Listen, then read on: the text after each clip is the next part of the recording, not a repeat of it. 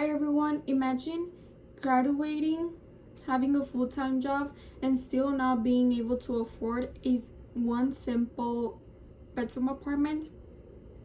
Imagine working really hard every day and having to choose between paying rent, buying groceries, and keeping your car.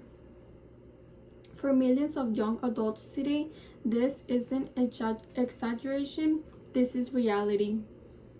Today, I am going to talk about the housing crisis. It's about why the housing crisis is hurting young adults, what is causing it, and what we can do about it. As you can see, young adults are struggling to afford rent. Record numbers are living with their parents, and renters are higher than ever. According to the US Census, on March 15, 2024, more young adults are living with their parents than at any point since World War II. First, the problem. Young adults can't afford housing. The average rent in the US is over $2,000 per month. According to Zillow, July 12, 2024, rent reached an all-time high this year. Many young adults work full-time but still can't move out. The emotional and financial stress is real. I read about a 22-year-old woman who worked 2 jobs and still slept in her car because she couldn't afford rent. Afford rent and paying a house deposit. Sadly, stories like hers are becoming way too common right now. This housing crisis has serious consequences. Young adults delay moving out, relationships, and major life goals. Mental health suffers as stress rises.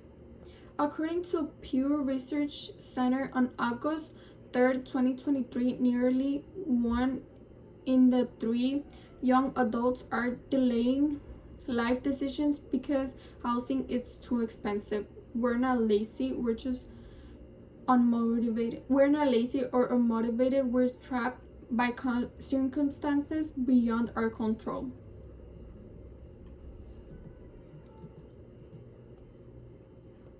Why is this happening?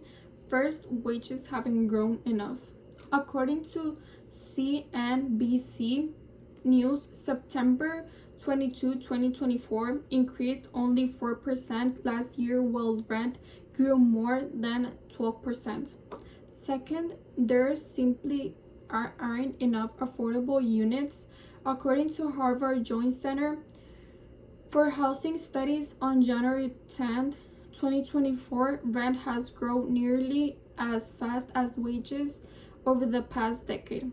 Finally, corporate landlords buying homes in bulk drive prices up.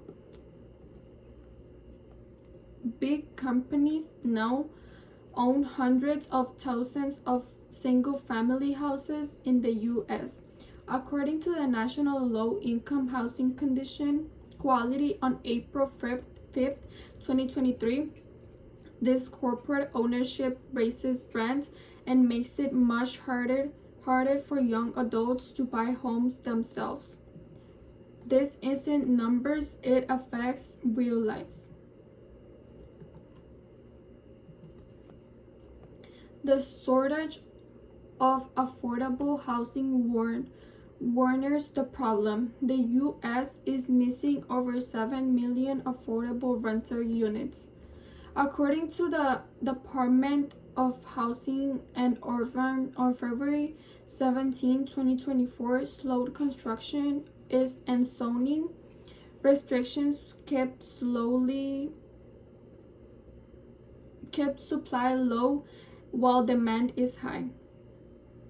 That's why so many of us can't find decent, affordable places to live. Now, what can we do?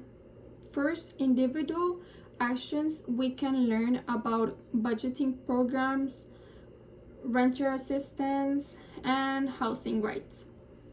While this helps, it alone won't solve crisis. Bigger change is needed. Communities and policymakers must act too.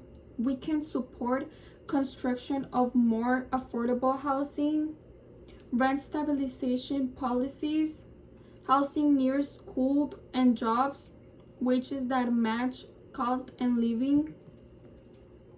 These, these steps will help young adults move out, plan for the future, and live with dignity. Long-term change requires regulating corporate ownership, expanding public housing, and encouraging their market competition.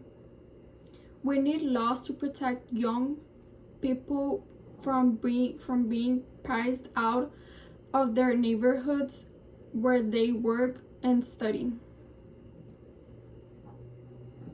In conclusion, the housing crisis affects all young adults.